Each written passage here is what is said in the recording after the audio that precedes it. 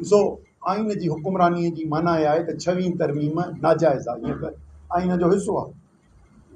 असीं था चऊं त इहे फेडरेशन आहे।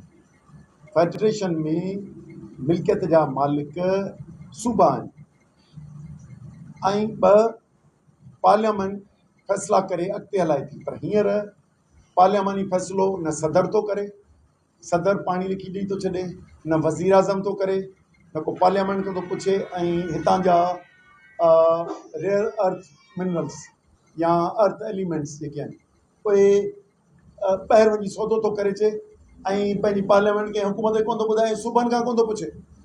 उन करे हिते आइन खां मथां क़दम खणनि पिया ऐं आइन जी अहमियत कुझु न रही आहे। उन करे असीं था चऊं त अवाम खे बेदार करे सॼे मुल्क खे हिननि खे मजबूर करियूं।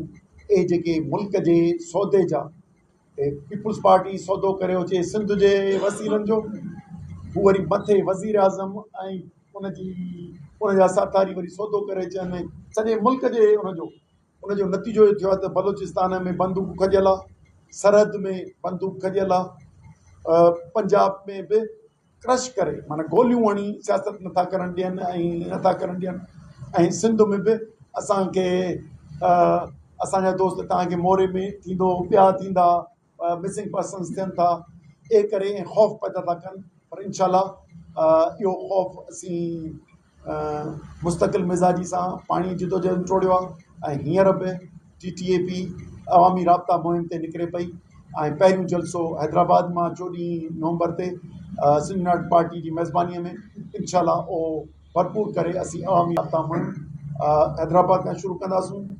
कराची, कोयटा, गिलगित, पिशावर, मर्दान, जंग, फैसलाबाद, हर हिकु जाइ ते हले। ऐं हीउ जेको जबर जे ज़रिए आहे, जेको बुनियादी जमहूरी हक़ आहे, तहरीर, तक़रीर, जलसे, जुलूस जो उहो जेको पुरियो वियो आहे, उन जे ख़िलाफ़ु पुरम अवामी जदोजहद जी शुरूआति पिया करियूं। अॼु बि उन सिलसिले में हिते अचणु थियो आहे ऐं हिते दादू ज़िले ऐं वरी हितां वञा पियो लाड़काणो, सुभाणे 6-7 ज़िलनि में थी ईंदुसि। ऐं उन्हनि सभिनी खे पिया चऊं त हिन मुल्क ते ही ज़ुल्म जी हुकूमत खे ख़तमु केरु कंदो, ही ग़रीब जी महरूम खे केरु ख़तमु कंदो, ही पीपुल्स पार्टी, नून लीग जी ऐं अलाइज़ जी हीअ गवर्नमेंट ही सौदे करण वारी इहा न कंदी। अचो त गॾिजी ऐं हितां जे जाली इलेक्शन निज़ाम खे दफ़न करियूं जेको 2024 में थियो, उहो सॼे मुल्क में उहो थियो। ऐं हीउ जेको मावरा आइन क़दम पिया खणनि, इन जे ख़िलाफ़ु अचो त तहरीक हलाए ऐं हिन जो ख़ात्मो आणे।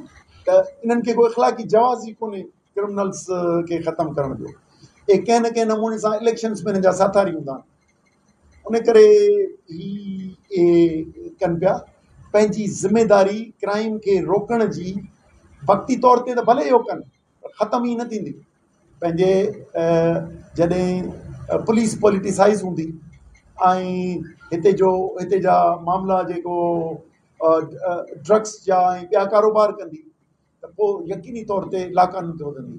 उन करे कानून जी अमलदारी ॾेखारीनि ऐं इहो आर्ज़ी रिलीफ सिंध में अमुन न आणींदो, वधीक क्राइम खे वधाईंदो।